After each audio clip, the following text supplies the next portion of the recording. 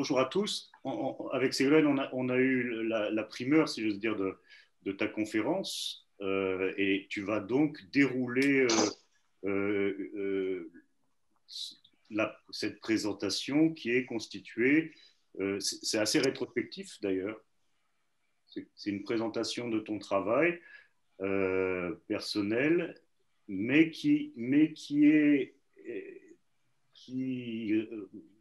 comment dire, qui est thématisiert, comme on dirait en allemand, puisque tu as décidé enfin, tu as choisi de nous parler de la question de la frontière et de la périphérie, et j'ai envie tout simplement de lire le libellé de cette conférence et de vous inviter, de nous inviter tous à t'écouter donc et à découvrir ces travaux, mais avec l'idée, comme le proposait Ségolène, que tous les 15 minutes, on puisse proposer aux étudiants et aux auditeurs de poser des questions et donc articuler, comme je te le disais aussi hier soir, Joseph, leur propre réflexion et questions ou questionnement avec cette présentation de ton travail, même si, puisqu'on sera interrompu toutes les 15 minutes, ou on s'arrêtera volontairement toutes les 15 minutes, on n'aura pas encore le déroulé total de ce travail. C'est un exercice assez intéressant qui est à la fois de découvrir le travail d'un artiste, mais à l'appui de ce travail, de penser la question de la frontière et de la périphérie. C'est comme ça qu'on va essayer de jouer, en fait. Absolument, absolument. Donc, la conférence d'aujourd'hui, tu l'as intitulée « Frontières et périphérie, montrer la réalité ». Oui, d'autant que, bon, je lis la chose. « Frontières et périphérie, montrer la réalité de la périphérie, la transformation de l'espace, l'utilisation de l'espace pour le bien de la société. L'art consiste à aller au-delà, dépasser les barrières, produire une œuvre marquante qui questionne. » Donc, on va t'écouter parler, on va découvrir ton travail, on te posera des questions et dans le cadre de cette réflexion sur frontières et périphérie, il s'agira d'essayer de faire des ponts entre ce qui relève d'un travail, celui de Joseph Dadoun, et de la position artistique, éventuellement, idéalement, de la position artistique que chacun peut approfondir. Alors, c'est un sacré sport mental que tu nous invites à faire. J'espère vraiment que les étudiants pourront, à travers ce que je montre,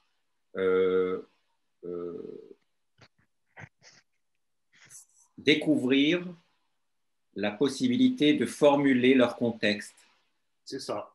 Exactement. Voilà, de se projeter et d'avoir des outils critiques pour voir autour d'eux, puisque c'est ce qui m'est arrivé dans ma vie, à travers des œuvres d'artistes, d'autres artistes. À chaque fois, ça m'ouvrait des portes en me disant « Ah ben oui, voilà, tel artiste a fait telle chose, mais c'est incroyable, il a formulé quelque chose que je ressentais en moi, mais dont je n'avais pas les mots, je ne savais pas qu'on pouvait penser comme ça, je ne savais pas qu'on pouvait faire comme ci et comme ça. » Donc, on va identifier ou découvrir une part d'universel à travers une position artistique personnelle, qui sait. Oui. Je peux commencer? Oui. D'accord. Bonjour tout le monde. Merci Michael, merci Ségolène. Merci à tous. Bonjour Youn. Bonjour Bruno. Et bonjour à tous les étudiants. Bonjour à vous tous. Je vous souhaite aujourd'hui une belle journée lumineuse. parce qu'on a vraiment besoin de soleil, franchement, on a besoin de soleil. Ça serait sympa d'avoir un peu de rayon de soleil. Donc, pour moi, le soleil, c'est aussi l'art. C'est quelque chose qui peut éclairer dans des périodes euh, sombres. Les artistes et l'art, c'est un territoire où on peut zoner à l'intérieur de cette bibliothèque et de ces images.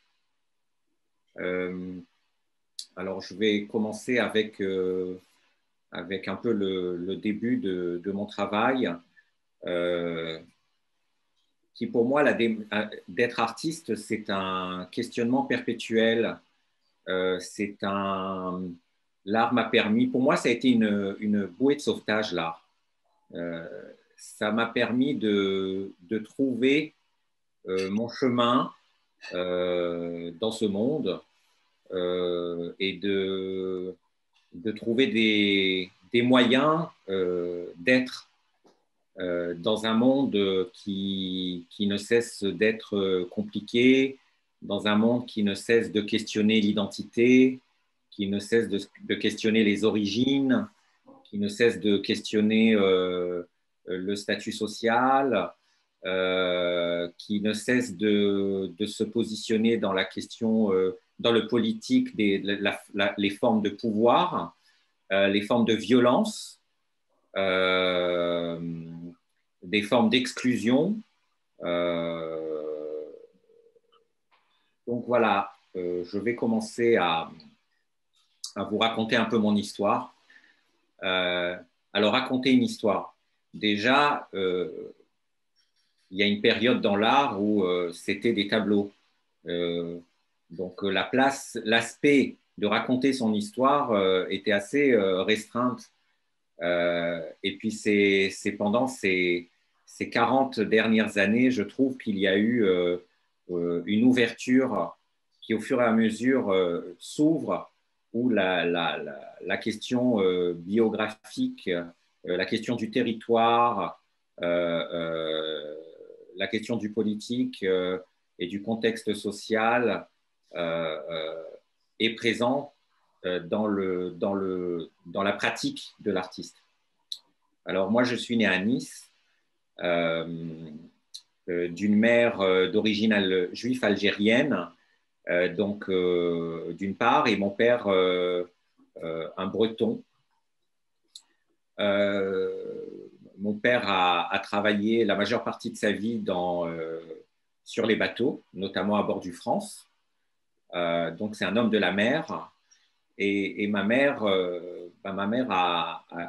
est née à Alger, mais elle a vécu cette coupure avec la guerre d'Algérie et son arrivée en France. Et puis ensuite, il y a eu encore une autre coupure, donc la coupure de mes parents, puisqu'ils se sont séparés. Et ensuite, ma mère qui immigre avec moi en Israël. Et on nous a transféré, les autorités d'immigration nous ont transféré dans le désert, voilà, au milieu du désert. On a vécu pendant un an dans des caravanes avec des immigrés éthiopiens. Et ensuite, on a vécu dans des constructions de béton avec des immigrés originaires du Proche-Orient et d'Afrique du Nord, Maroc, Tunisie, Iran, Irak, Yémen, mais aussi de la Russie. Et on se retrouvait tous dans ce désert, à la frontière d'une part de Gaza, donc c'est une périphérie, là où j'ai grandi, c'est une périphérie. C'est une ville ce qu'on appelle des villes de développement. Et c'est une ville qui est en zone de conflit, puisqu'il y avait les bombardements.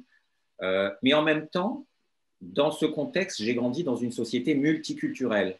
J'ai grandi avec des Bédouins de nationalité israélienne. J'ai grandi avec des Palestiniens. Et il y a eu comme ça, j'ai évolué dans cet endroit. Au fait, tout le monde étaient abandonnés, délaissés par le système politique, puisque on était tous à la frontière, en pleine zone de conflit, mais tous abandonnés par les systèmes, puisque personne ne s'intéresse à ces endroits-là. Et c'est une ville qui était une ville de textile. Et dans les années 80, les usines ont périclité parce que déjà la Chine avait commencé à avoir de la concurrence. Et donc, toutes les usines ont périclité. Donc, c'était une ville avec du chômage. Et comme vous voyez dans cette photo, c'est une architecture typique de la périphérie, c'est-à-dire que ce sont des cabinets d'architectes. Le gouvernement ou la municipalité fait une commande pour de l'urbanisme, un projet d'urbanisme, mais les projets des habitations sont des copies-collées d'autres villes périphériques. Donc, il n'y a aucun souci par rapport au lieu, aux soucis des habitants. On ne leur pose pas la question qu'est-ce qu'ils aimeraient, qui on met avec qui, au niveau de l'urbanisme. Et ça, on le découvre. Moi, je l'ai découvert là, mais aujourd'hui, on en parle en France, on en parle dans le monde entier, de la question de la banlieue, de la question de ces tours, de la question de l'identité. Parce qu'à un moment ou à un autre, tout ça ressurgit, même si au début, le système politique veut, quelque part, fait tomber d'en haut du ciel un programme. Ben, il y a des enfants qui vont naître, il y a des générations multiples, et ces générations multiples vont évoluer dans ce contexte. Donc, il y a un autre aspect de cette ville, si vous remarquez, elle est vraiment, la frontière de cette ville, c'est le désert. Donc, il n'y a rien autour, c'est du désert. Tout est désertique. Alors là, c'est l'usine de textile, mais c'est l'usine de textile abandonnée. Alors, l'architecte était un élève du Bauhaus. Et quand il est arrivé, donc quand il a commencé à travailler en Israël, dans le cadre de plusieurs architectes d'origine allemande qui se sont déplacés, il s'est inspiré des tentes des Bédouins. Et c'est pour ça que dans cette architecture, on voit la forme de la toiture qui peut rappeler des tentes. Alors ensuite, ce qui se passe aussi, parce que dans le cadre de... comme vous avez vu, j'ai publié un petit livret où je décris mon projet culturel que je mettais en place sur place. D'une part, de travailler avec des adolescents pour faire avec un projet culturel pour savoir si une application culturelle peut fonctionner en périphérie. Je voulais comprendre comment tout cela était arrivé, ces usines en béton, ces habitations en béton au milieu de nulle part, qu'est-ce qui se passe pour qu'on est là. Et donc, dans le cadre de mes recherches, par exemple, j'ai découvert que l'usine abandonnée, bon, toutes ces usines appartenaient à un holding de financier, que le toit avait été vidé de sa toiture pour pas qu'il paye les impôts locaux. Il ne voulait pas remettre ces usines. Donc, c'était les syndicats qui avaient vendu les usines à un moment donné dans des mains privées. Et voilà, et quelque part, si vous voulez, voilà, il y a toujours quelque chose qui se passe que c'est à Tel Aviv, c'est au centre qu'on décide pour la province. Voilà. Et il y a le pouvoir central qui est là et qui impose, voilà, les règles. Et les gens qui habitent sur place n'ont rien à dire. Alors, il y a autre chose que j'ai remarqué, c'est le niveau des écoles n'est pas le même que dans le centre. Et on nous avait pas appris on ne pensait pas dans des termes d'efficacité, de mathématiques, de compter. On ne savait pas tout ça. C'est-à-dire, il y a les gens sur place, on les laisse dans l'état où ils sont, et le système préfère les laisser là où ils sont. D'autre part, c'est très dur aussi que du centre interviennent des personnes parce que les profs et tout le système préfère rester au centre plutôt que d'aller dans ces extrémités-là. Donc là, c'est une autre vue de l'usine. Donc, bon, ben voilà, tout est muré, les portes sont murées par des murs, on ne peut pas y avoir accès. Et cette usine, elle se trouvait au milieu de la ville. Donc, j'ai contacté un théoricien, un grand architecte et un théoricien d'architecture, le professeur Zvi Efrat, et on a commencé à réfléchir comment on pourrait transformer cette usine en un centre d'insertion au travail, un centre d'art qui serait des résidences d'artistes, mais en même temps, à l'intérieur, on pourrait intégrer un jardin multiculturel où tous les habitants pourraient planter des plantes qui sont originaires de leur culture, du Maroc, de Tunisie, d'Iran, de Russie, que ça serait un lieu aussi pour les artisans de pouvoir travailler, parce qu'il y avait une autre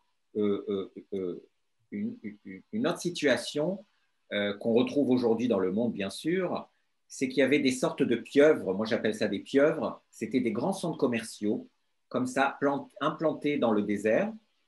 Et donc, ces centres commerciaux, comme c'est un pays où il fait très chaud, et ben, que faisaient les gens? Ben, ils allaient au centre commercial parce qu'il y avait la clim à l'intérieur, il y avait des magasins, il y avait des jeux pour enfants, et ils consomment à l'intérieur. Or, tout l'argent et les bénéfices de ce centre commercial ne se reversent pas dans la communauté locale. Ils rejoignent les grandes enseignes et l'argent va ailleurs. Donc, ce qui fait que la ville se vidait de ses commerçants, de ses artisans. Et aujourd'hui, on le voit ici, on le voit partout. Donc,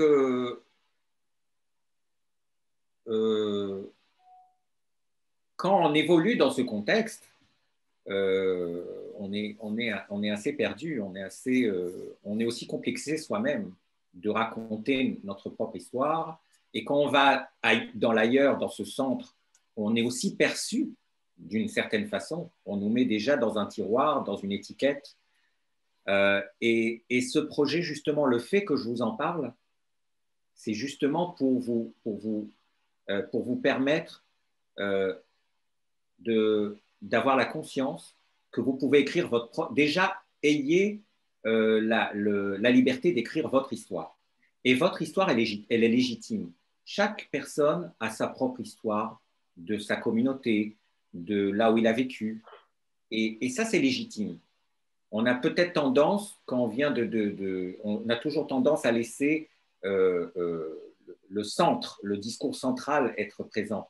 Mais au contraire, faut d'une part apprendre à récupérer les outils, par exemple de l'école d'art là, vous récupérez tous ces outils qu'on vous donne pour aller de l'avant, mais en même temps de ne pas oublier d'où vous venez et sûrement chacun là où vous êtes, vous avez une histoire et cette histoire elle vaut d'être connue et de pouvoir vous épanouir de là où vous venez sans complexe. C'est très important tout ça. Parce que sinon, on devient une société, on devient dans l'art, par exemple, déjà, on devient tous uniformes, on devient tous pareils finalement. Et quel est l'intérêt d'être tous pareils et d'effacer, puisque si on n'écrit pas nous-mêmes notre histoire, eh ben, ça sera l'histoire officielle qui sera écrite. Donc voilà. Donc, dans ce projet, j'ai fait un appel auprès des jeunes de la ville et j'ai réuni un groupe de 10 jeunes originaires des Bédouins, des enfants nés de parents russes, de parents marocains, tunisiens, voilà. Et ils sont nés sur place dans ce désert, ils sont nés dans cette ville. Et pendant un an, j'ai fait un programme j'ai invité une prof de yoga pour faire une fois par semaine une séance de yoga, parce que je pensais qu'il y avait un besoin aussi de calmer le corps, de permettre à ces jeunes de se retrouver, sortant chacun, on est dans des unités d'habitation, dans des maisons, avec des situations difficiles, et de leur permettre d'avoir leur propre, de retrouver leur corps. Je me souviens de l'un des jeunes, par exemple, la prof de yoga, elle demandait d'enlever les chaussettes. Il avait peur d'enlever les chaussettes. Il venait d'un contexte où il ne pouvait pas enlever ses chaussettes. Donc le fait d'avoir enlevé ses chaussettes, c'était déjà c'était très délicat, c'était toute une histoire. C'était un chemin vers. Et c'est-à-dire, qu'est-ce que ça veut dire enlever ses chaussettes? La prof de yoga voulait tout simplement qu'il puisse connecter son corps debout avec le sol, se sentir enraciné dans le sol. C'est déjà important de pouvoir se sentir, quand on pose la plante de ses pieds au sol, et vous pouvez l'essayer maintenant, vous posez vos pieds au sol et vous sentez que vous êtes enraciné avec le sol. Voilà. Vous faites pas, il y a une continuité comme un arbre. Donc il y a ce côté, voilà, ce côté que j'appelle holistique. Ensuite, une fois par mois, je les amenais pour voir des expositions. Donc, par exemple, on avait été voir une expo d'un artiste israélien dont sa mère est palestinienne et son père est un juif tunisien. Et donc, il parle dans son travail. Sa mère est palestinienne, mais elle est arabe chrétienne, elle est arabe grecque orthodoxe. Ça peut peut-être vous paraître un peu tout ça, vous paraître un peu trop compliqué, mais justement, c'est la richesse des identités, de la mixité, dans un contexte en conflit qu'on connaît. Et justement, cet artiste parlait de cette complexité-là. Et alors, quand l'un des jeunes est arrivé là-bas, il avait les larmes aux yeux quand il a vu cette expo, parce qu'il a dit, mais oui, moi j'ai mon histoire de bédouin, j'ai mon histoire que je viens mes grands-parents étaient des bédouins palestiniens, les arrière-grands-parents étaient là avec le régime turc, maintenant moi j'ai une nationalité israélienne, mais en même temps je suis palestinien. Donc il y a toutes ces complexités et quand il parlait de ça, c'est aussi de parler de la question d'avoir de plusieurs identités. On est dans un contexte de multiples identités. Comment gérer ça? Comment vivre avec tout ça? Voilà, comment vivre et comment prendre de tout ça les valeurs enrichissantes et comment aussi se libérer de ce qui peut paraître être un poids pour nous et aussi comment gérer comment les autres nous perçoivent à nous. Et là, il y a toute une génération d'artistes aujourd'hui qui a parlé de ça. Il y a Kader Attia, bien sûr, qui a un artiste franco-algérien qui parle de tout ça. Et ce que j'ai fait, j'ai amené ces enfants, vous voyez, les enfants, une fois qu'ils ont fait le yoga, ils savaient ce que ça voulait dire d'être debout dans le silence. Ils ont compris ce que ça voulait dire de prendre le temps de respirer et d'être avec soi-même. Parce que parfois, on n'a pas le temps d'être avec soi-même. On est dans les histoires, on est avec les médias, les téléphones, les machins. On n'a même plus le temps de respirer. On ne sait même pas ce que ça veut dire respirer, être soi-même. Avoir le temps de penser à nous, de nous poser les questions qui font mal. Qui nous sommes? Qu'est-ce que je suis? Est-ce que j'ai quelque chose en moi? Donc, ils étaient là debout on voit qu'ils portent une bombe. Voilà, c'est ça. Et je les ai amenés dans les endroits du trauma. Alors voilà, la question du trauma dans une périphérie. En général, on a des lieux, chacun, on a pu partager dans la vie des lieux qui sont devenus des lieux de trauma, parce qu'il nous est arrivé dans ces lieux des choses difficiles. Et particulièrement dans cette zone de périphérie, il y a cette usine où leurs parents ont été tous, ils ont dû démissionner. Et donc les enfants ont grandi avec un père qui a perdu son travail dans cette usine. Et il faut savoir, par exemple, mon père, quand il me parle du France, il y a eu un reportage il y a quelques jours à la télé du bateau, c'était toute sa vie. Il a vécu dans ce bateau, il a ses souvenirs, aujourd'hui c'est un vieux monsieur, mais il a ses souvenirs Enfin, je veux dire, dans le travail, il y a une communauté. On est en contact, on parle les uns avec les autres. Et peu importe ce qui peut se passer, on s'entend ou on s'entend plus, on s'entend moins, on reste quand même dans un tissu social qui nous permet de vivre. Et on le voit aujourd'hui combien la séparation entre nous paraît très difficile et combien on a finalement, on ne peut pas rester seul sans avoir une communauté de travail. Même si c'est des collègues, ça reste qu'on est dans un contexte on se lève le matin et on a une interaction sociale. Et donc, j'ai fait avec eux un film après un an qui s'appelle voilà, Ofakim. Alors, je ne sais pas si on voit sur l'écran, on va voir le.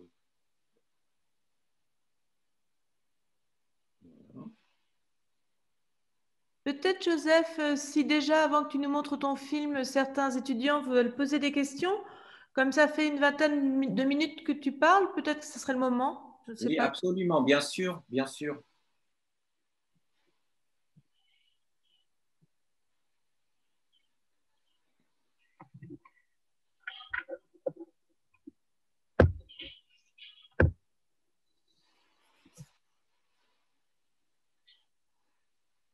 Alors, posez-moi les questions que vous voulez. Vous savez, tout va bien, hein. On est là pour un moment d'échange. Moi, au début, quand je voyais des artistes et des expos, j'avais peur. Oh là là, ça me faisait tellement peur. Je les voyais là comme ça et ça me faisait très peur. Et au fait, non, l'artiste est là pour amener quelque chose de sympathique, hein, ou voilà, de communicant. Donc, allez-y, hein. Puis comme ça, c'est aussi une occasion de vous entendre, parce que moi, sinon, si je parle seul, je veux aussi vous entendre un peu. Est-ce qu'une ancienne élève peut prendre la parole? Oui, oui, bien sûr, Mita. Voilà. Bon, je viens d'arriver, m'excusez, mais parce que c'est ma bonne émission, hein, de 12 heures. Je suis arrivée et vous avez prononcé, à la suite de ces séances de yoga, être debout avec le silence. Je trouve cette phrase, être debout avec le silence, merci. Je trouve que ça peut être une sorte de petit précepte qu'on peut emporter avec soi. Merci.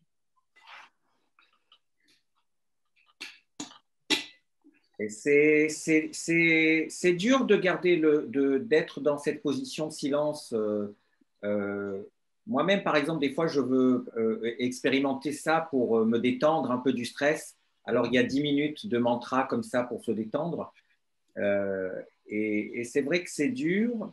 Et il y a aussi cette histoire, quand on est artiste, mais je pense que c'est pour tous les domaines, c'est de prendre, d'arrêter un moment, calme, et de prendre du recul entre notre inconscient, nous-mêmes, et de se poser pour travailler, pour créer. Il faut se poser pour créer, pour voir un peu les choses, parce que c'est vrai qu'aujourd'hui, on est dans un contexte. Moi, je me souviens, par exemple, qu'il y a de ça encore 15 ans, il y avait le débat. On pouvait débattre. Donc, il y avait deux personnes avec des idées totalement différentes, et puis surtout de là où je me trouve dans ma vie et de mes origines et de ce que j'ai vécu, qui font que, naturellement, j'ai été confronté tout de suite, sans le vouloir, à la question du conflit entre deux peuples, d'un conflit historique, voilà, qui malgré moi est là et que je dois assumer cette réalité, ou qu'on me le demande de l'assumer. Eh ben, il y avait des débats. Et ce qui est très dangereux, c'est que quand il n'y a plus de débat, mais on t'impose une chose et les choses sortent comme ça, sans réfléchir. Et là, ça devient très, très dangereux. Très, très dangereux. Justement, il y a on est dans la démocratie, c'est justement pour échanger. Chacun dit ce qu'il pense et voilà, il y a des avis. Mais donc, se poser, c'est aussi ça, c'est se poser et peut-être prendre aussi du recul, même nous, par rapport à nous-mêmes, parce que des fois, je peux être tellement dans une tourmente, dans une colère que je ne peux pas, voilà, j'ai plus de recul par rapport aux choses. Mais bon, j'aimerais vous entendre à vous, me dire des choses, me raconter des choses aussi, me poser des questions ou voilà. En fait, je crois, en fait, voir qu'en fait, que le plus important, hein, si j'ai bien compris, c'est d'apprendre à se connaître soi-même, même pour commencer. Parce qu'en fait, euh, c'est pas, si on se connaît pas assez, et bien en fait, nous ne reconnaissons pas, c'est et tout. Parce qu'en fait, là, ça arrive, on nous impose une chose qui est une vérité absolue, alors qu'en fait, notre point de vue, si nous apprenons à mieux nous connaître soi-même, et puis en fait, notre pensée peut être notre propre vérité. Et je ne sais pas si j'ai bien fait comprendre. Oui, alors il y a ça justement, ce que tu dis, il y a ça, et aussi il y a un moment de curiosité, d'élargir euh, euh, ton champ de curiosité.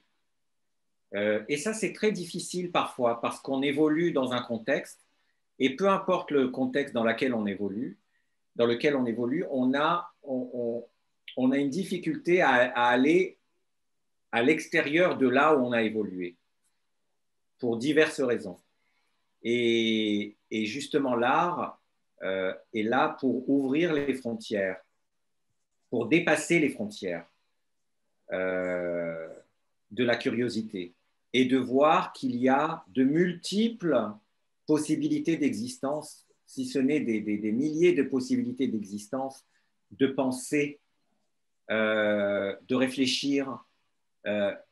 Et c'est ce qu'on appelle le langage, comment chaque artiste va justement trouver des moyens techniques, visuels, pour justement défendre une idée, un point de vue, voilà, que ce soit dans tous les médias, que ce soit dans le domaine de la vidéo, de la photographie, de la peinture, du cinéma. Chaque artiste va créer un langage. Et ce langage-là, ce qui est très intéressant, c'est de voir comment chaque artiste, quelque part, développe un langage avec des outils, mais qui, quelque part, on retrouve toujours un lien avec l'histoire de chaque artiste. Il y a comme ça un lien.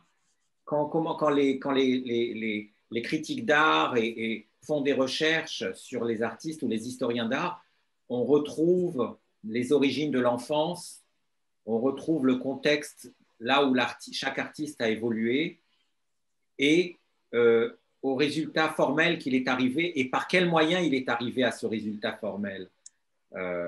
Donc voilà, donc toujours, c'est important de voir aussi en dehors de là où on est, de regarder en dehors de soi, d'avoir le courage de voir en dehors de soi. Parfois, on peut avoir un milieu qui nous l'interdit aussi de regarder en dehors de là où on vit. On te l'interdit, on ne te permet pas. De regarder en dehors, c'est une menace. Ça serait une menace parce que tu serais plus toi-même. Mais il ne faut pas s'inquiéter, on sera toujours soi-même. il y a toujours, les racines sont toujours là, mais au contraire, c'est enrichir, c'est de s'enrichir, de voir ailleurs.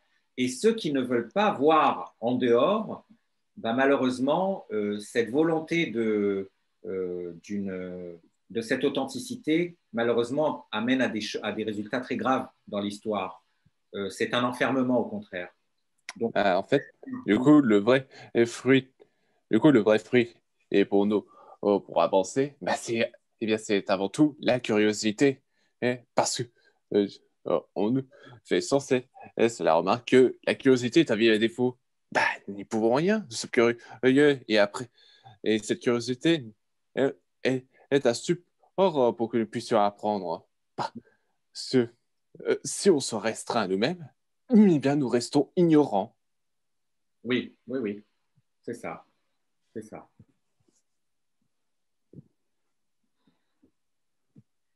Bonjour, moi je m'appelle Valéria, je rejoins la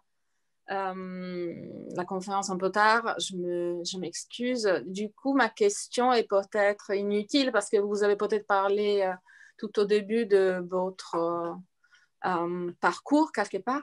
La question est en fait, comment, vous parliez de langage tout à l'heure, j'ai regardé rapidement votre Instagram pour voir voilà, un peu ce que vous faites, etc.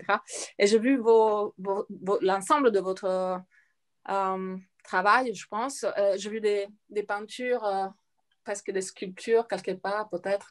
Je voulais comprendre en fait comment vous faites le lien entre ce que vous présentez en ce moment pendant la conférence, ce travail de performance et avec les jeunes, ce travail d'ouverture et vos peintures que j'ai vues si rapidement. Donc, effectivement, je n'ai pas les éléments, mais si la question est inutile, vous l'ignorez, bien évidemment. Pas du tout, pas du tout, pas du tout. Bonjour.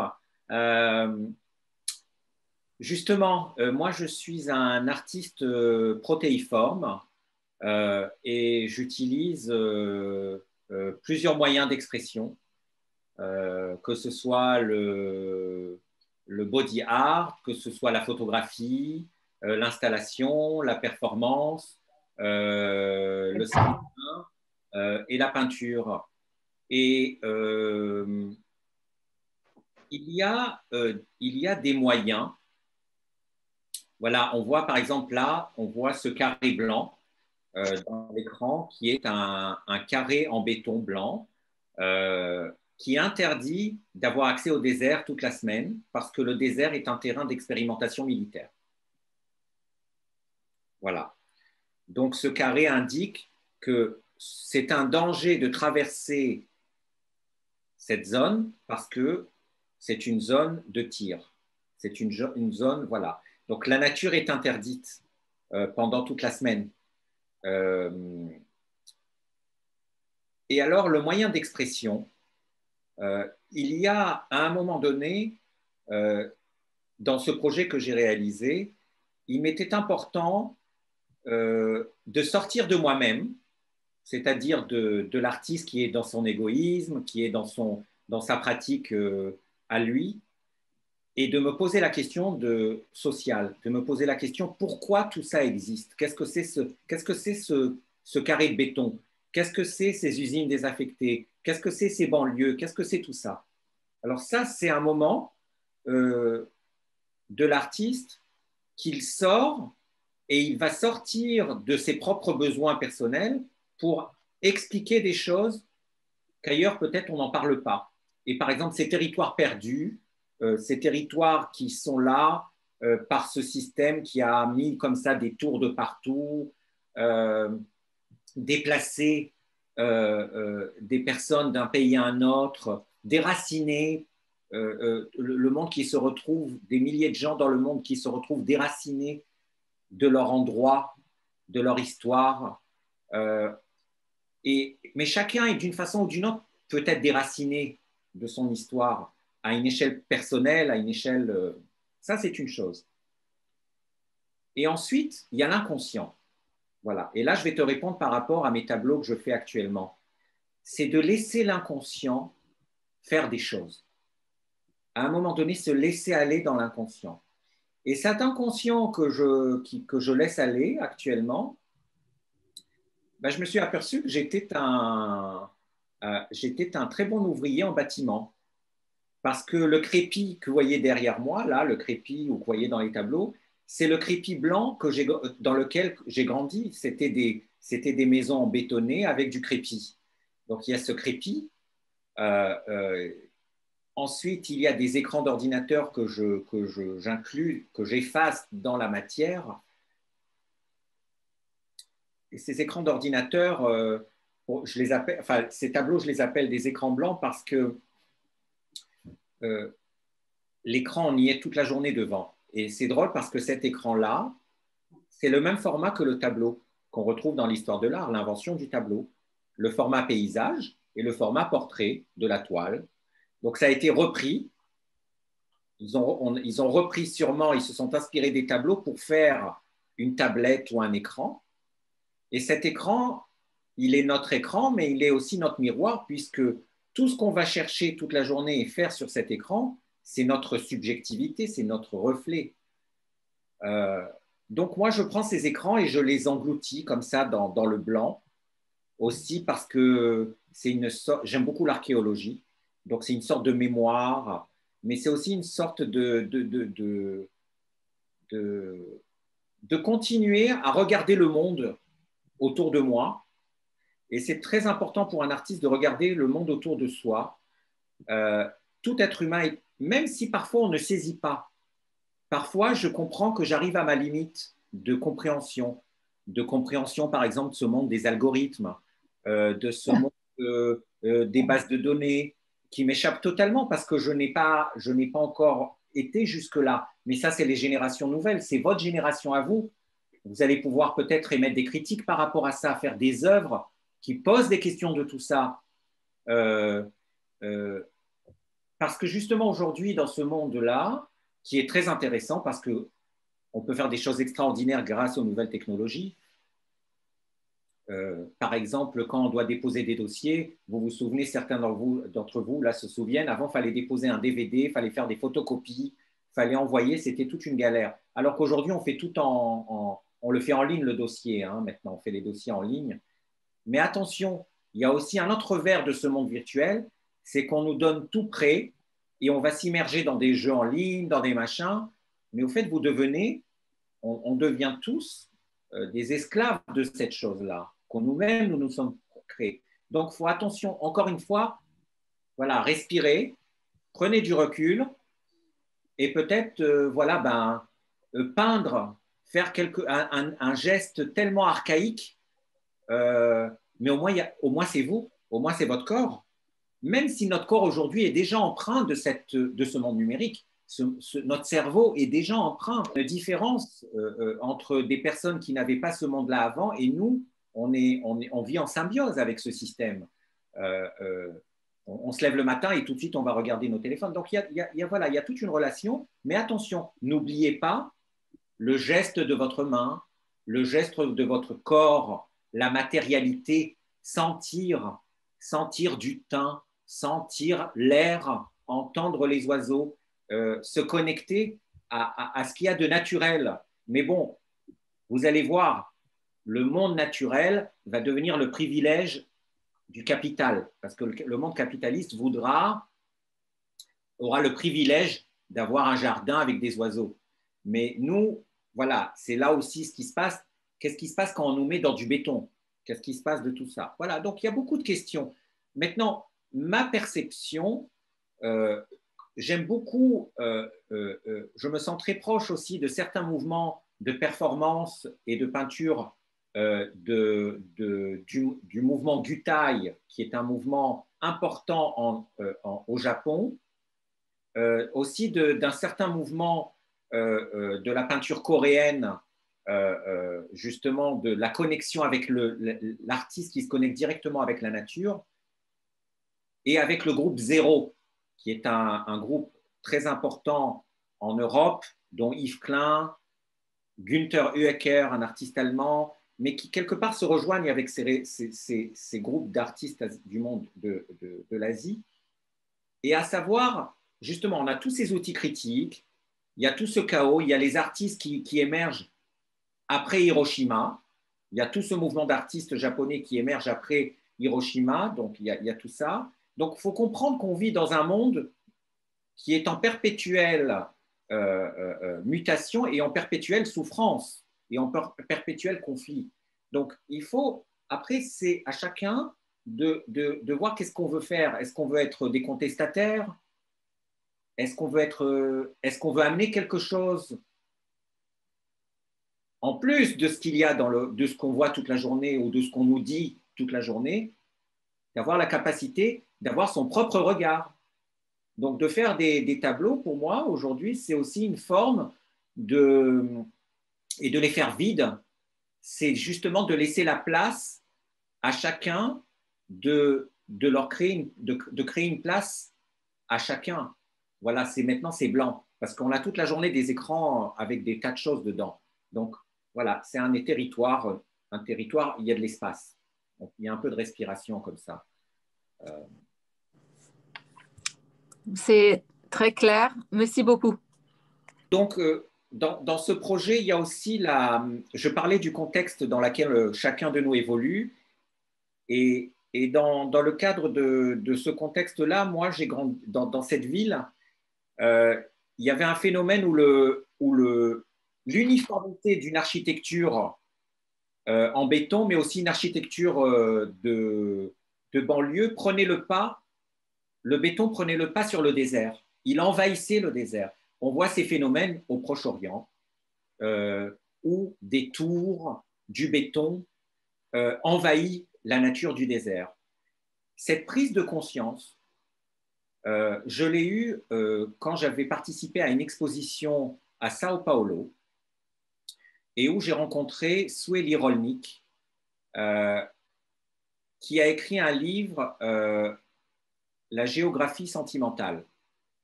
Et elle parlait justement de l'effacement de la jungle par le béton au Brésil.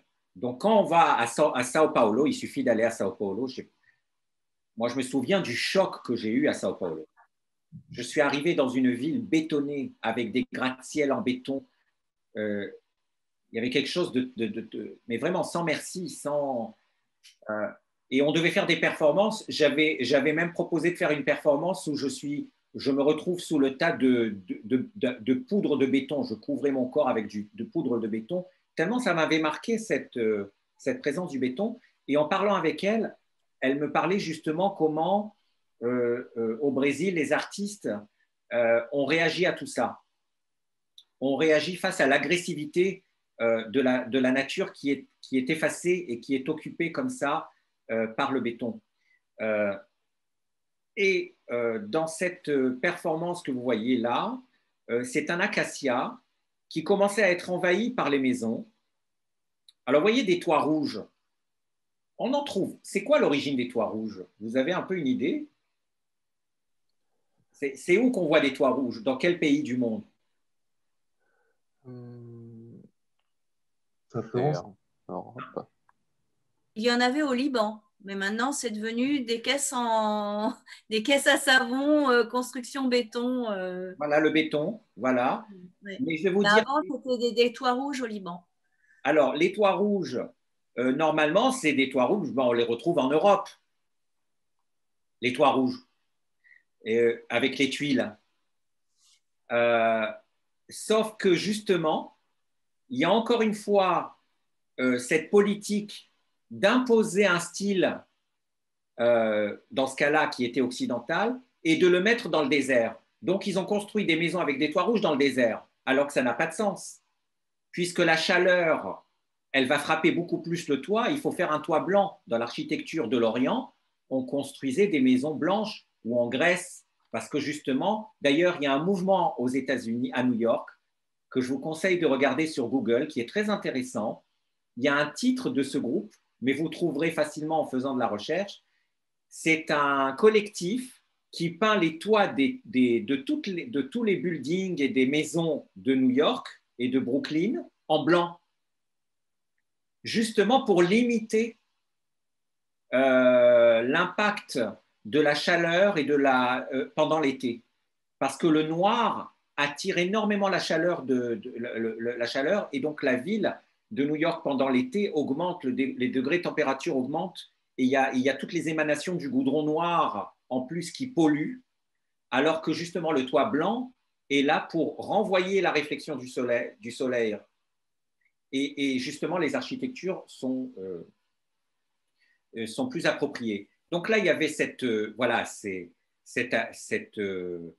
architecture qui est voilà, une architecture imposée dans un paysage qui n'a rien à voir.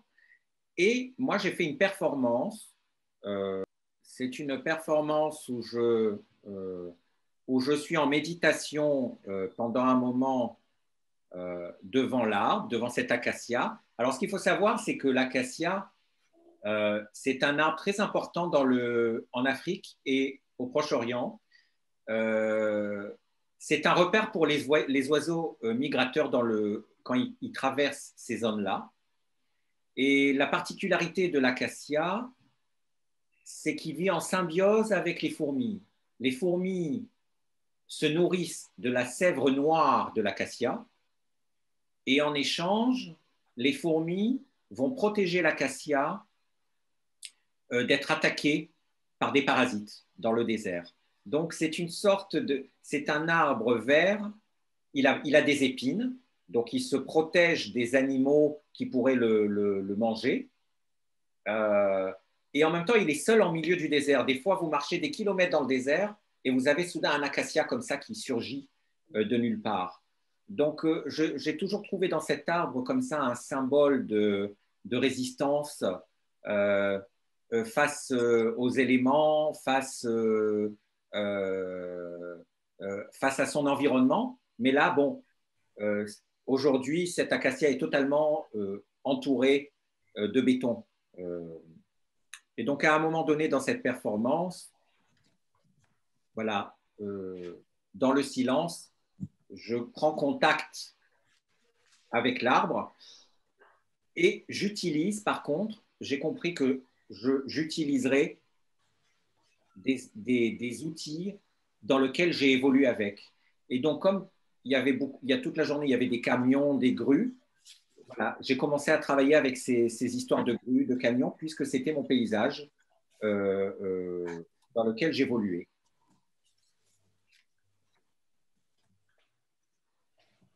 Alors ça, c'est l'autre pendant, l'autre écran en face. Je suis toujours suspendu.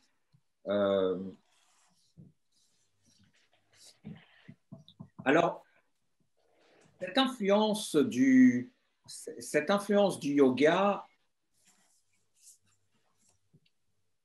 a fait que, voilà, qu'il y a ces deux performances, elles sont filmées, mais c'est dans le silence.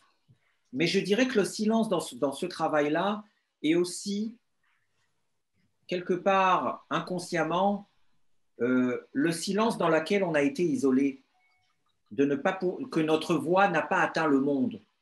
On se retrouve soudain, des fois, dans une cité, dans un contexte où on est dans le silence parce que on a l'impression qu'on est écouté par personne.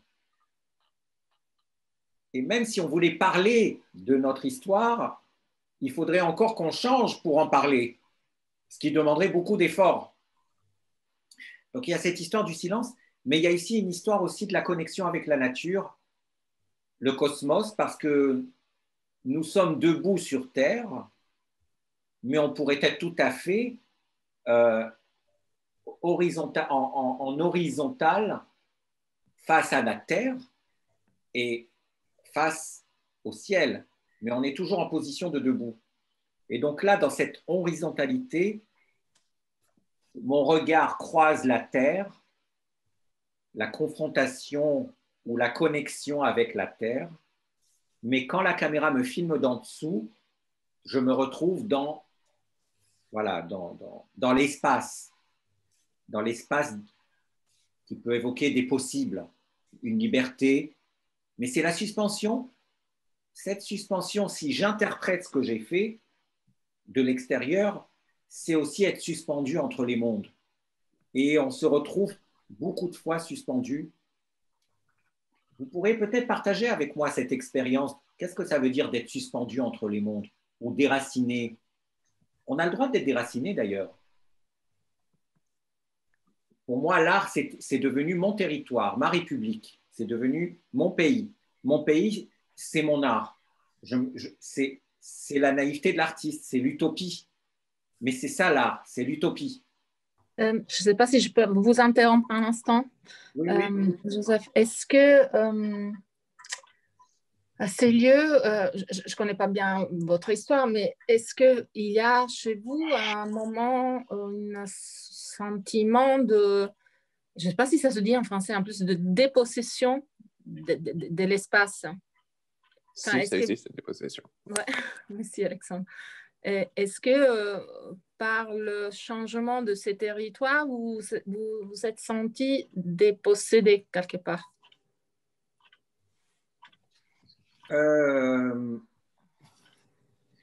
Alors, la question c'est une question très intéressante que tu poses. Mais déjà, je vais commencer, mais je pense que c'est lié à l'âge, mais je pense que, mais qu'est-ce que ça veut dire posséder un territoire, malheureusement? Moi, par exemple, dans mon expérience, j'ai dû me déplacer entre plusieurs pays. J'ai connu des personnes qui étaient dépossédées de leur terre.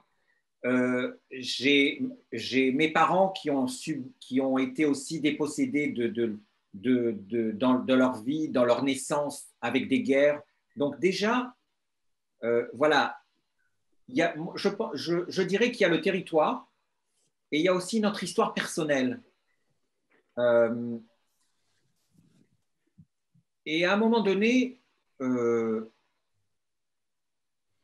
l'idée, justement, c'est de nous créer notre territoire où l'artiste veut créer une utopie d'un nouveau territoire, d'un espoir.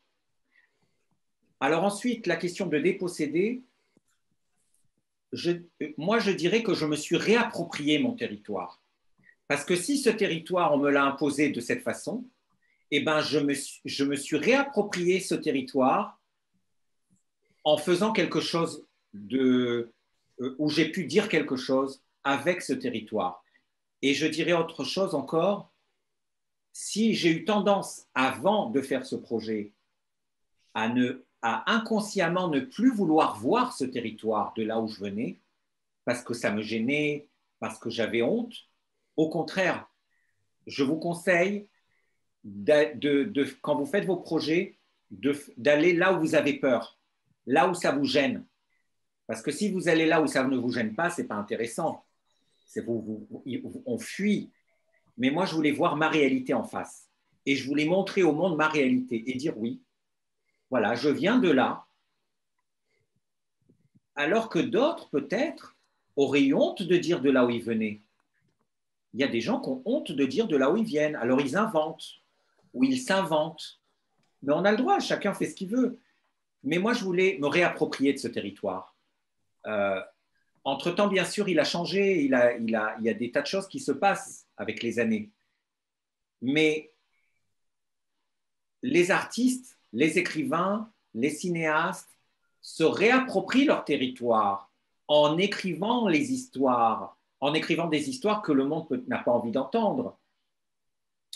Combien de fois des œuvres d'art ont été censurées par les gouvernements, par les systèmes, justement parce que ça dérangeait.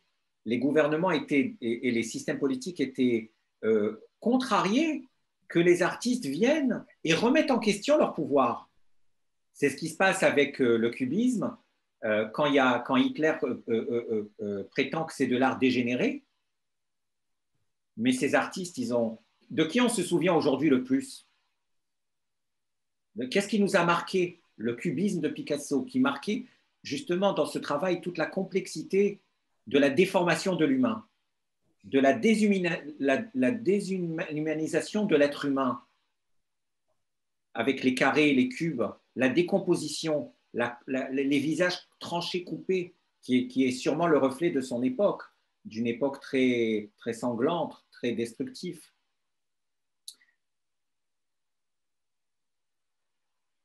Merci, j'entends bien tout ça. Merci beaucoup. Alors là, c'est dans un lieu secret dans le désert. J'ai amené donc un camion de forage et j'ai fait ce travail du forage parce que justement, comme je vous disais, toute la zone du désert est en train d'être occupée par le béton, par tout ça, par le béton, le béton, le béton. Et on appelle ça une excavation, vous savez, de creuser dans la terre. Mais la terre, c'est la terre-mère. C'est la terre d'où on vient et là où on va revenir un jour ou l'autre, dans cette terre. Et cette terre, l'homme, justement, va faire des forages pour récupérer du gaz de schiste. Il va faire des forages pour prendre le pétrole. Il y a des déserts dans des zones éloignées du monde où des tribus sont déplacées parce qu'on veut faire des forages de gaz. Justement, on chasse des histoires entières d'hommes et de femmes et on va creuser dans cette terre avec ces outils en fer. Donc, vous voyez, dans mon travail, il y a aussi un regard sur la violence.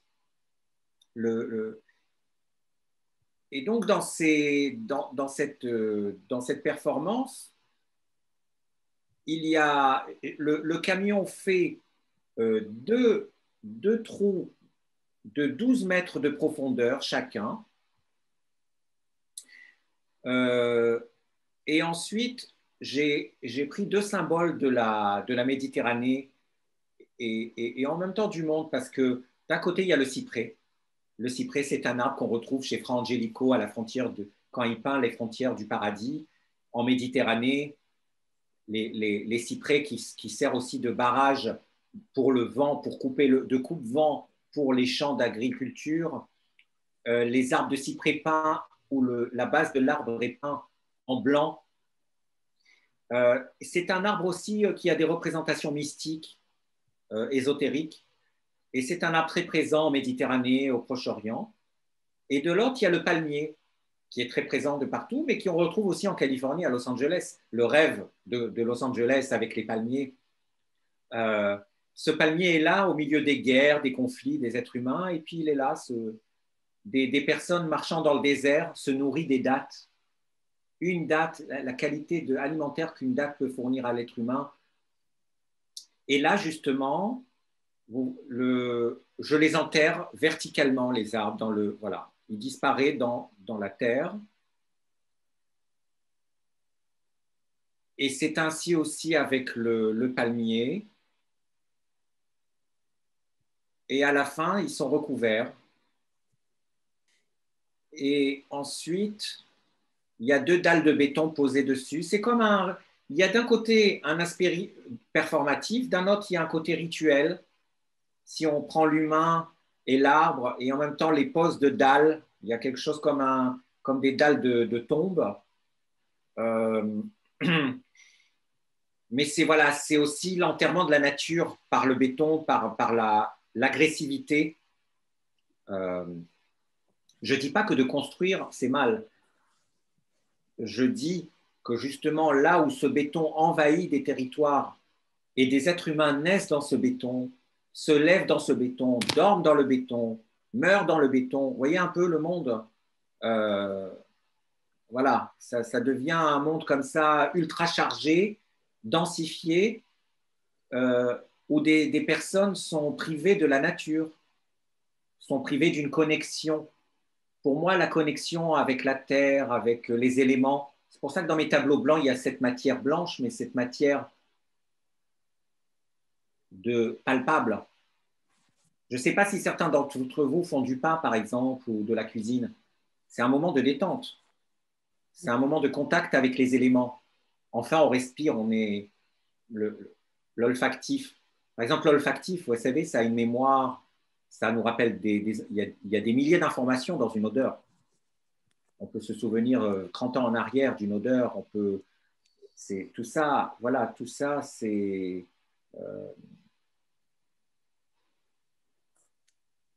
des éléments d'être connecté à soi-même, d'être connecté à soi-même.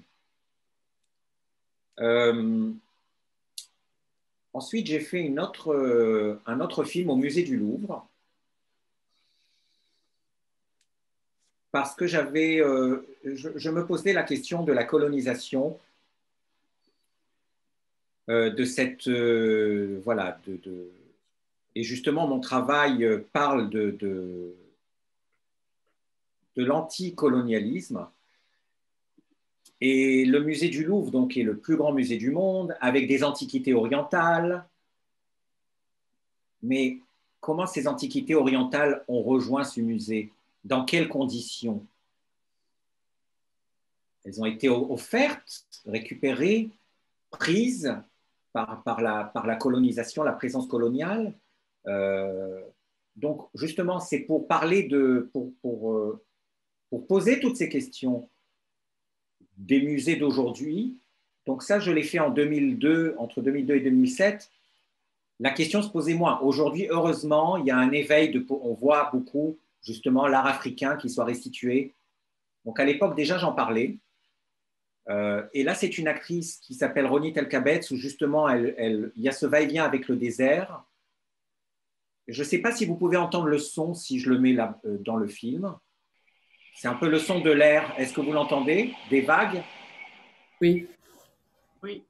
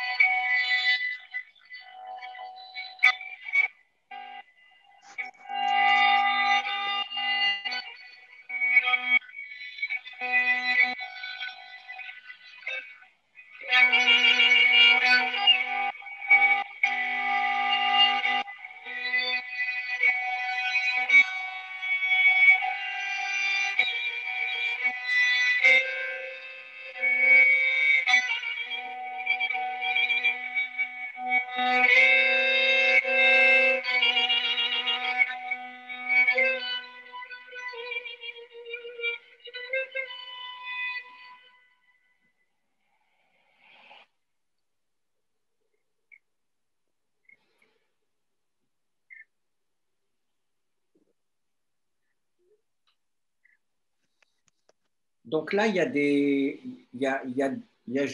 a la performance de l'actrice qui est elle est il y a cette idée de la méduse.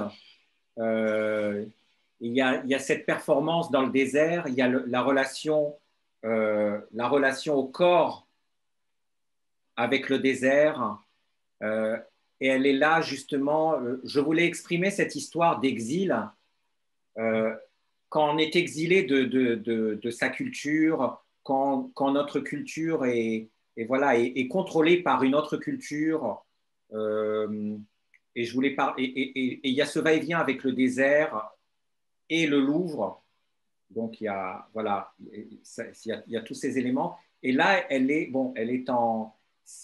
c'est la situation d'une femme, de toutes les femmes, une femme mariée, une femme divorcée, une veuve, une prostituée. Elle est là avec cette mariée au milieu du désert, vous voyez. Elle est perdue. Elle essaye de s'en sortir, elle essaye de réintégrer. Elle est dépourvue de ces points d'ancrage dans cette immensité du désert,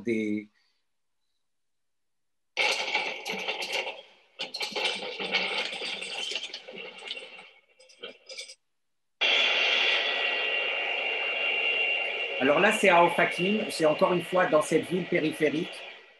Justement, comme je vous disais, c'était important pour moi de marquer mon territoire d'où je venais et de parler de mon paysage. Dans la peinture, justement, quand on voit des paysages, alors ça dépend, paysage et paysage, mais justement, Courbet est le premier peintre français, à la différence de Millet. Millet peignait justement ces femmes qui récupéraient le blé dans les champs, mais c'était allégorique comme style de peinture. Alors que Courbet va, dans son tableau très célèbre des poseurs de pierre sur la route, quelque part dresse le premier portrait réaliste de la réalité rurale. Donc, il y a un discours politique derrière les tableaux de Courbet. Et il n'a pas peur à son époque de montrer ce paysage, alors que justement dans les salons, les peintres peignaient la mythologie. C'était très beau la mythologie, mais ce n'était pas la réalité du peuple. Et Courbet vient et parle de la réalité rurale. Donc justement là, je voulais montrer mon paysage, et je dirais que dans ce projet-là, à la différence de ce que je vous ai montré au début, les œuvres que vous avez vues au début, qui sont antérieures à ce film, la réalité, elle est beaucoup plus crue. Elle est telle qu'elle est. Elle est directe. Tandis que là, j'ai mélangé un peu l'allégorie, et je me suis inspiré de l'univers de ma mère, mais aussi de mes voisines, qui étaient des femmes du Proche-Orient et d'Afrique du Nord, avec leur beauté, leur douleur. Et justement, là, cette actrice exprime la folie, l'état de folie qu'on peut atteindre dans sa vie par le déracinement, par la désorientation, par la difficulté de la vie, ce déséquilibre qu'en tant qu'être humain, on atteint. On est atteint par ce déséquilibre. On essaye de retrouver la raison, mais on est totalement, on se retrouve pris par les événements. Et justement, ça parle aussi de la question du contrôle. Est-ce qu'on peut contrôler? Est-ce qu'on peut contrôler notre situation? Est-ce qu'on peut...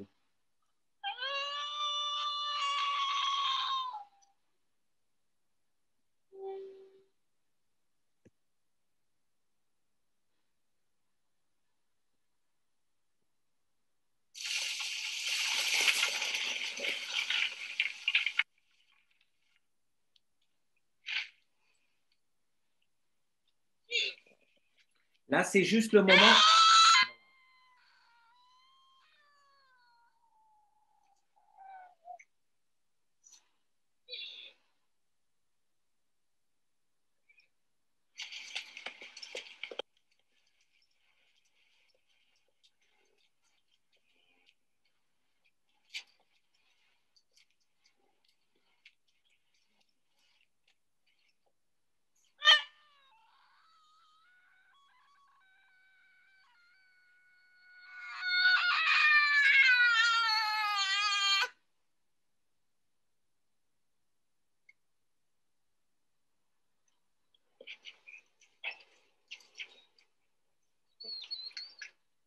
Alors, justement, là, il y a le cri. Donc, le cri. Alors, tout de suite, il y a le tableau de Munch du cri, mais est-ce qu'on peut crier aujourd'hui, chez soi, décider de crier comme ça, de tout son cœur, de toutes ses forces, de se libérer par le cri? Je vois Ségolène qui sourit, et c'est vrai, parce que c'est une question. Moi, aujourd'hui, si je dois crier à la maison, je me poserais peut-être la question des voisins, voilà, est-ce qu'ils vont intervenir? Est-ce que se parler du cri, parce que c'est l'expression, notre expression de l'humain, de la vie. Si vous avez des questions, si vous avez des idées à partager avec moi, c'est le moment. Allez-y. De partager avec vous vos idées, vos flashs. J'ai une question, Joseph. Une remarque d'abord, j'apprécie beaucoup ce film et la performance de Ronit Elkabet, dont on regrette tous la disparition, j'imagine.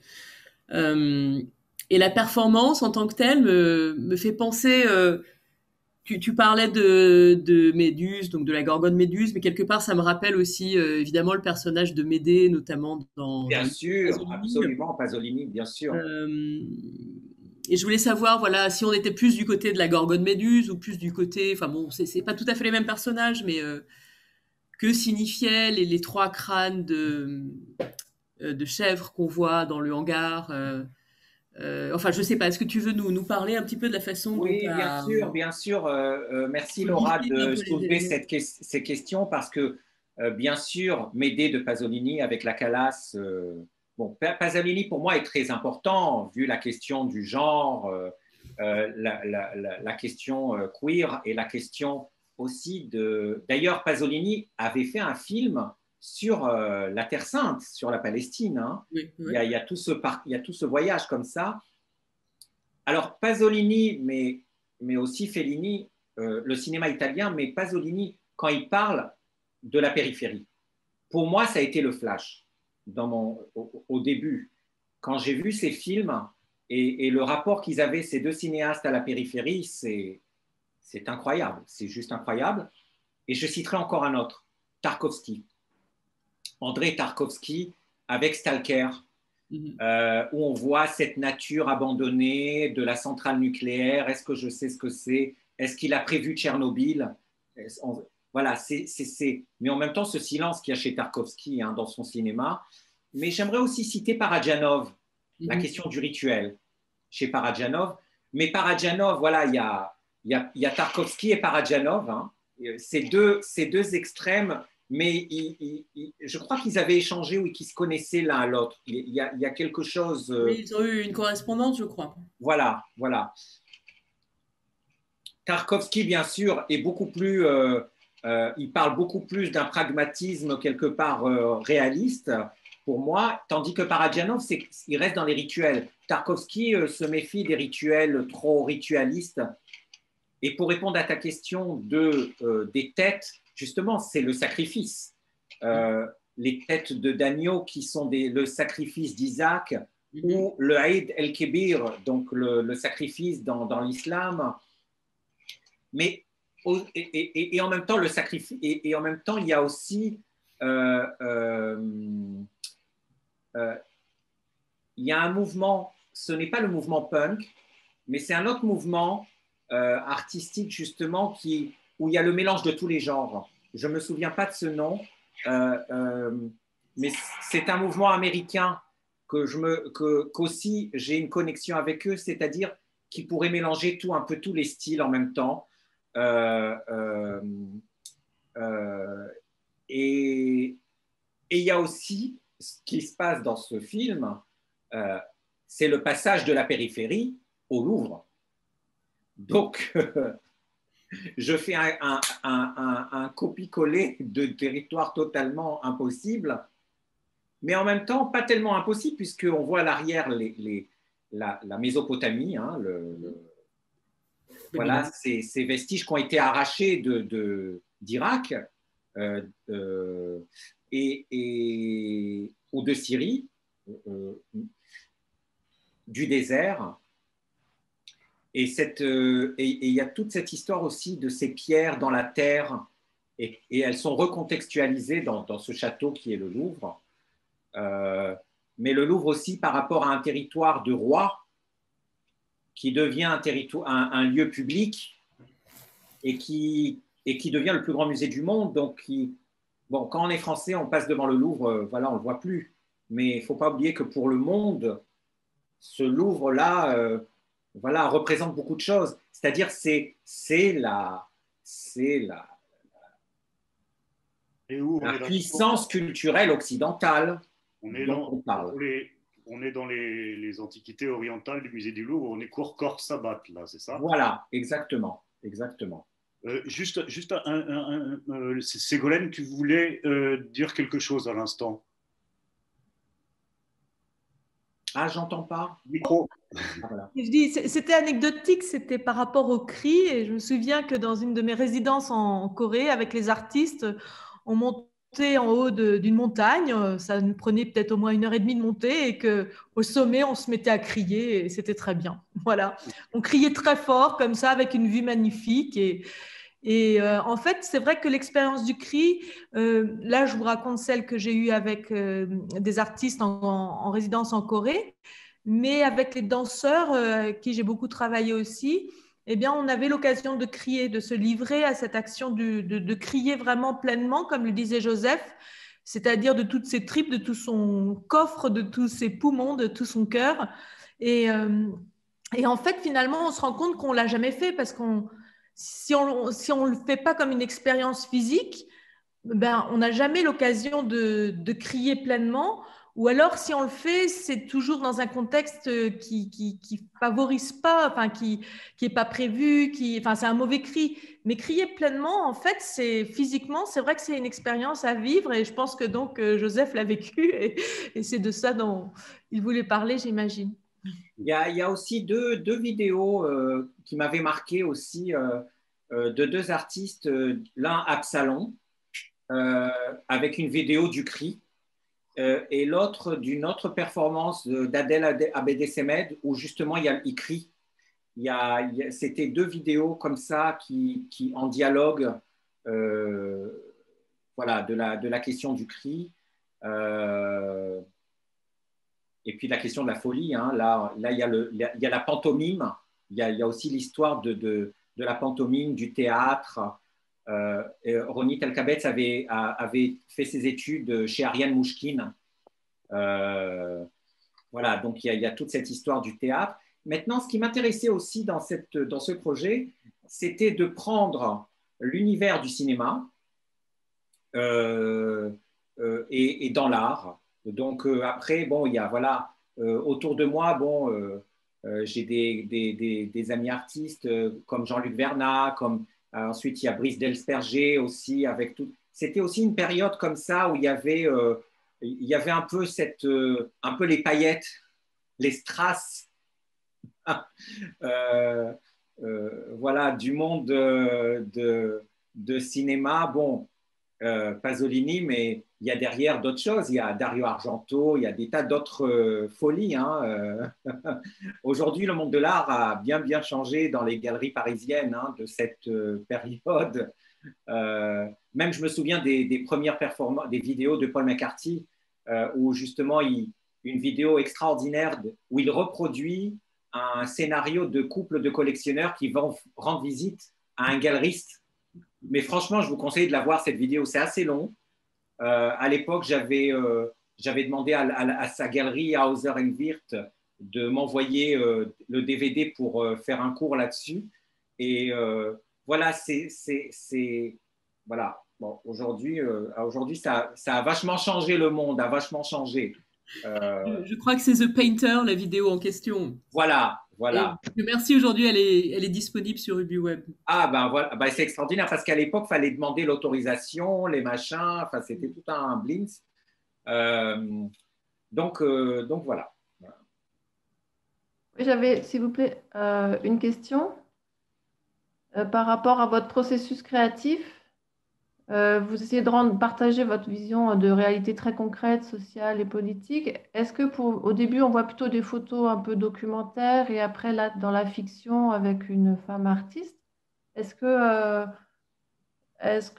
comment votre réflexion a évolué peut-être? Comment on partage des réalités comme ça pour vous? C'était entre le documentaire et la fiction, et le réel, c'était évident pour vous de partir dans quelque chose qui est plus de fiction?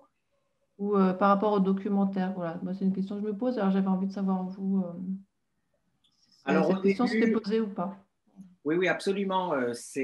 Merci pour ta question, Victoire. Je dirais qu'il y a deux prises de conscience dans mon être et dans mon évolution d'artiste.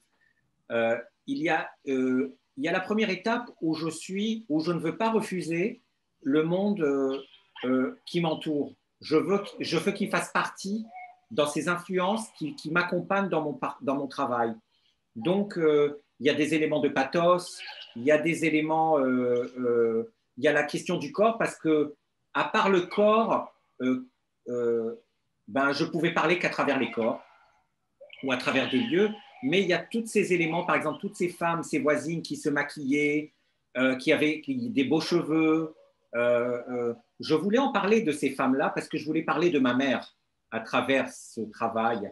Et c'est vrai que c'est une sorte de paradoxe que de vivre dans des cités ou dans ce désert mais on retrouve ces femmes qui tiennent le coup et elles se parfument encore, elles veulent bien s'habiller encore, mais il n'y a pas de bal, hein. C'est pas pour aller au bal, mais c'est pour être… voilà, il y a encore cette connexion à tous ces univers-là qui pouvait paraître peut-être pour un monde beaucoup plus institutionnel comme kitsch, mais justement, moi, je voulais donner des coups de pied, donc, donc moi, je balançais tout, justement, et il y avait d'ailleurs une critique d'art à Tel Aviv qui avait été scandalisée du maquillage outrancier de Ronit. Bah oui, bah justement, bah, voilà, allons-y, hein. Ouais, est-ce que Mais c'est énormément? c'était aussi une forme aussi, moi, de me réfugier dans mon travail par rapport à la réalité violente où je vivais. C'était une sorte aussi de me réfugier là-dedans. Et est venue la phase d'après, après Sao Paulo, et après où ma mère est décédée, et je suis revenu là-bas et je me suis dit non, mais moi je veux maintenant parler de là, de maintenant, et j'ai décidé d'habiter là-bas, de retourner là-bas, et j'avais des proches à Paris, tout ça, qui me disaient mais quand même, oh là là, Joseph, il est devenu mystique là, il est parti là-bas là. Il ne savait pas ce que j'étais parti faire puisque bah, j'avais fait le film au Louvre, j'avais exposé au plateau. Enfin, il y avait un contexte comme ça très sympathique et il ne comprenait pas pourquoi j'avais tout quitté et d'être parti là-bas. Et moi, je me suis dit, mais non, mais il y a un problème, il faut que je comprenne comment ces choses sont là autour de moi. Qu'est-ce que c'est tout ça? Et il faut que j'ai le courage de regarder ça en face et d'en parler. Et là, je dirais que dans ce que tu dis, plutôt documentaire, même si c'est toujours quand même narratif un peu, là, par exemple, ce film, j'ai fait un storyboard, j'ai écrit un scénario, mais un scénario de dessin. Tandis que dans les films qui suivaient après, c'était un scénario vraiment avec le plan caméra, repérage, j'ai pris des photos de tous les lieux de tournage, tout était vraiment à la minute. Avec le caméraman, on a vraiment comme dans un film, c'était vraiment beaucoup plus, je dirais, cadré, beaucoup plus, voilà. Mais je dirais aussi, quelque part, que c'était d'aller beaucoup plus à l'essentiel dans des vidéos, qu'elles soient beaucoup plus courtes, de 15 minutes, 5 minutes. Tandis que là ça dure longtemps, ça dure 1 heure, hein, ce film. Hein. Là, c'est des extraits, mais… donc voilà, il y a ce passage-là. Je me demande aussi s'il n'y a pas quelque part, avec le temps, une volonté d'aller de plus en plus à l'essentiel et de se libérer des fois de… j'ai besoin de mettre ci, de mettre ça, bon, mais à un moment donné, d'aller encore plus à l'essentiel et de laisser tomber les détails. C'est un peu comme couper dans la main, mais allez, il faut aller à l'essentiel. Il y a des choses qui, à un moment donné, voilà, c'était une volonté d'aller beaucoup plus directement aux choses. Merci. Mais alors, donc ce direct, c'est plus par, je n'ai pas compris, l'aspect documentaire ou l'aspect fictionnel? Là, ce qu'on voit là, Oui. Ah non, ça, c'est plus, pour vous, c'est plus essentiel. C'est un travail plus concentré. non, ça, c'est beaucoup plus fictionnel. Oui. Tandis que les précédentes vidéos, elles, sont beaucoup plus dans le registre, oui, qu'on pourrait dire un peu documentaire.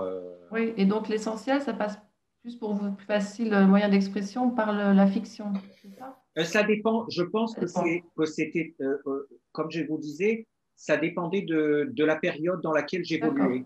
Ok. Donc, voilà, il y a plusieurs Joseph, au fait. Il y a de multiples Joseph. Ok, merci. Je reviens à l'architecture périphérie. Hein. Je reviens à ça. Donc, les usines désaffectées, l'usine que je vous ai montrée tout au début. Donc, j'ai contacté Tzvi Efrat, qui est un des grands architectes et théoricien de l'architecture sioniste, au sens critique, où il critique tout ça.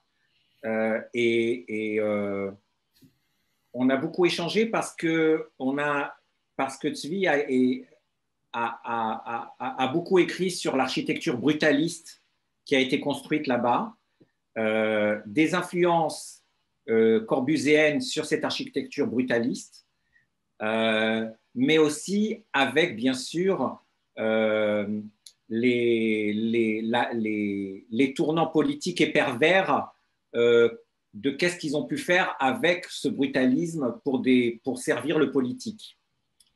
Mais bon, au début, quand ils ont construit en béton, ce béton qui n'est pas peint, qui n'est pas recouvert par de la peinture, c'est pour des raisons tout simplement économiques. Donc, on coule le béton dans des moules en bois et le béton reprend la forme des empreintes du bois. Et donc, ça permettait de faire très vite des architectures et d'économiser les frais de peinture et de ciment. On a travaillé, on a été voir des fondations, tout ça, pour trouver des financements, pour faire un programme, et dans ce programme, de proposer cette utopie que cette usine abandonnée, quelque part cette usine, c'est une sorte de baleine morte, une épave de baleine en pleine ville, et quelque part c'est de la rendre aux ouvriers, quelque part, c'est de leur restituer leur baleine. Or cette baleine maintenant elle appartenait à un groupe immobilier qui est partagé entre Tel Aviv et les États-Unis et Londres, et quand on a été les voir, ils ne voulaient rien entendre. Bien sûr. Donc, nous, on voulait restituer, voilà, on voulait la restituer sur place et surtout de ne pas laisser cette usine vide au milieu de la ville. Et donc, on a commencé à rencontrer les habitants et justement là, dans cette utopie que vous voyez, hein, alors, il y a plusieurs paramètres parce que quand on vient à faire de l'art social, tout ça, c'est bien beau, mais là, Michael peut en parler, mais là, c'est boum, tu te confrontes à la bureaucratie, à la mairie, au ministère, et ils voient un peintre qui arrive, qui débarque avec un architecte, avec un activiste. Pour un peintre, il est dans son atelier en train de peindre. C'est très dérangeant qu'un peintre s'occupe d'histoire politique et qui soulève des questionnements. C'est pas du tout le lieu ni la place à faire ces choses-là. Et donc, par exemple, là, vous voyez dans cette illustration, le toit est en plein air, la structure, parce que comme je vous disais, il y a l'aspect pragmatique d'un projet social.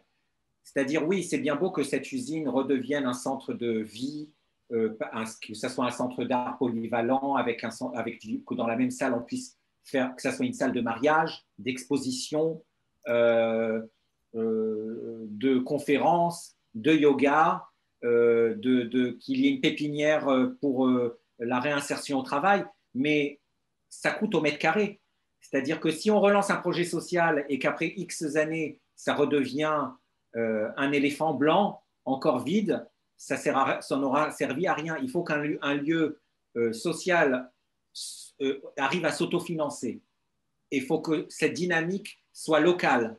Si elle n'est pas locale, elle est alimentée artificiellement par l'extérieur. Donc, vous voyez, il y a tous ces paramètres. Donc, l'idée, c'était de laisser des zones aérées et dans ces zones aérées, installer un jardin multiculturel avec des plants où chacun va venir planter des potagers, des palmiers, du thym, de la menthe. Enfin, chacun va venir avec son histoire, que ce soit au lieu une sorte de lieu d'amphithéâtre en plein air pour les soirées rafraîchies. Donc là, voilà, là c'est l'usine à l'origine. Hein. Ça, c'est toujours les débuts, les premières photos comme ça d'un monde utopique et idyllique, d'un monde voilà, qui a été rattrapé hein, par les réalités. Et donc l'idée, c'était de faire un guest house d'une part, aussi qui pourra financer le reste, de faire une galerie et des ateliers, un archive du local. C'est important, on a pensé à cette archive que tous les gens qui vivent dans ces tours, là, dans le béton, pourraient venir avec leurs photos et créer un archive de leurs histoires. Et ça serait un atelier où justement tout le monde pourrait, on pourrait parler de ces photos. Ça serait l'accès où chacun raconterait ses histoires, sortirait les photos, les documents. Les artistes pourraient en faire des œuvres ou peut-être eux-mêmes pourraient en faire des choses pour entretenir justement cette valeur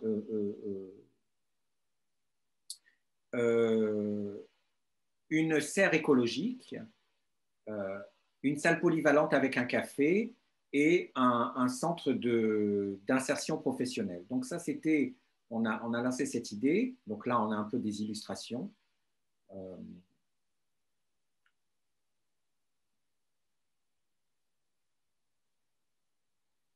Donc là, voilà, c'est les rêves, hein, les utopies. Et on a appris, moi j'ai appris quelque chose de très important dans ma vie. J'ai appris que s'il n'y a pas une volonté politique en haut, tout en haut de la pyramide, dans la tour de Kafka en haut, si la personne là-bas qui est là-bas, les personnes ne veulent pas que ça change, ça ne va pas changer. Donc, mais on aura tenté. On aura tenté. Et finalement, un musée nous a proposé de faire l'exposition du projet. Donc là, on a fait une maquette du projet de l'usine. Et on a invité justement le maire, on a invité aussi les propriétaires de l'usine qui étaient confus qu'on s'approprie de leurs biens ou de leurs histoires ou de leur terrain. Mais au moins, ce qui a changé à un moment dans ce projet, c'est que les générations qui sont venues après, où la réalité localement de l'art, il n'y avait pas que de l'art venant du centre. Il y avait de l'art, il y avait des initiatives qui venaient d'en dehors du centre. Mais pour ça, il fallait que les artistes restent encore en périphérie, ou gèrent ce va-et-vient. Et donc, je suis issu de cette génération d'artistes comme Kader Attia, qui encore ont géré justement ce va-et-vient. Et avec le temps, on voit comment, au fur et à mesure, il y a des générations d'artistes, d'activistes, d'entrepreneurs culturels, où aujourd'hui, il y a vraiment une réelle conscience qui a vraiment évolué par rapport à ma période où j'ai travaillé là-dessus. Mais il faut toujours rester en garde, hein. Faut pas s'endormir, faut pas… Voilà. Alors, est-ce qu'il y aurait des échanges ou des questions? Moi, j'ai une petite question, justement, toujours moi, désolée. On comprend bien la dimension sociale, du coup, de votre art. Est-ce qu'il y a un moment où vous vous sentez plus dans cette action sociale ou plus peintre? Enfin, comment vous vivez s'il y a une dichotomie? Je ne pense pas qu'il y a une dichotomie, je pense que ça se fait dans l'ensemble, mais comment vous vivez ces deux dimensions? Alors aujourd'hui, pour moi, c'est un vrai… je me suis permis de faire ma pratique de peinture. Je dirais, je me sens doublement libre parce que je me sens libre d'une obligation de marché. Je me sens libre. Et puis après avoir fait ce parcours, mon approche est vraiment différente. C'est une approche d'un besoin très élémentaire de faire ce que je fais dans ma peinture. Je dis ça parce que par rapport à un petit clin d'œil aujourd'hui de l'art où tout est très modélisé, les étudiants dans l'école d'art, ils savent déjà dans quelle galerie commerciale ils veulent arriver. Ce n'est pas les mêmes choses, on n'est pas dans les mêmes schémas. Et donc, ma pratique, elle est toutes ces pratiques et je suis un artiste de tous ces univers-là. L'approche autour de mon travail, de mon être, c'est tous ces mondes. Récemment, j'ai fait un projet, justement, mon atelier se trouve à Paris, avenue Marceau. Et là, c'est une structure avec des femmes réfugiées africaines.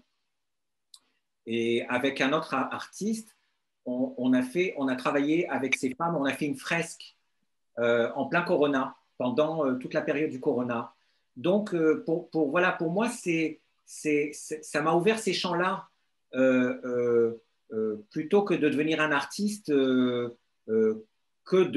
qui passe de son atelier à la galerie et au musée, et que quelque part le monde extérieur fébrile, ils ne le voient plus. C'est-à-dire on passe comme ça d'une plateforme à l'autre et on n'est plus dans cette réalité. Donc moi, non. Moi, justement, je vis avec toutes ces réalités en même temps, avec le questionnement. Ce qui m'intéresse dans l'art, c'est des œuvres qui me font poser des questions. C'est des œuvres qu'elles me remettent en question, ou des œuvres qu'elles m'émeut, ou des œuvres qui...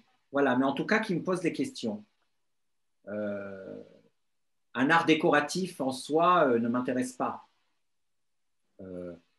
Un art qui remet en question la bourgeoisie, la bourgeoisie de l'art, la domesticité, la question des formes, un art qui remet en question. Pensez toujours à ça. Vous remettre en question et poser des questions, se remettre en question. Quelque part, est-ce que ça existe une réalité où on est sur un terrain ferme? Je ne sais pas ce que ça veut dire un terrain ferme. Hein. Moi, je vis au jour le jour. Hein. Être artiste, c'est vivre sur un terrain tectonique. Le monde est tectonique pour moi.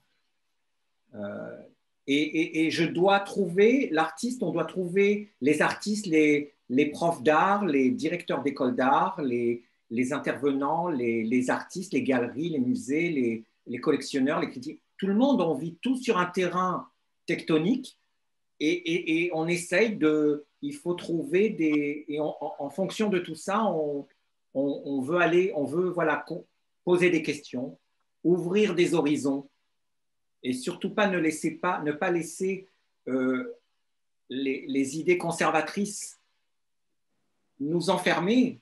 On est là pour justement pour garder quelque part des gardiens de la liberté, hein, de ne pas qu'on ne coince pas là dans voilà, faut pas être coincé de nulle part. Merci. Bon, je vous remercie. Merci beaucoup, Joseph. Et ça a été très agréable d'être avec vous. Pour nous aussi. Un moment comme ça d'art et de partage. Vivement que tu puisses revenir à l'école. Ah ben, je suis impatient. En bonne compagnie. Voilà. Merci donc, merci. Bonjour. Merci. Merci beaucoup. Un grand merci, Merci. à toi. Merci. Au revoir. Merci beaucoup. Bonne Merci journée à chacun. À Bye. bientôt. À bientôt. Merci bien. Au revoir. Au revoir.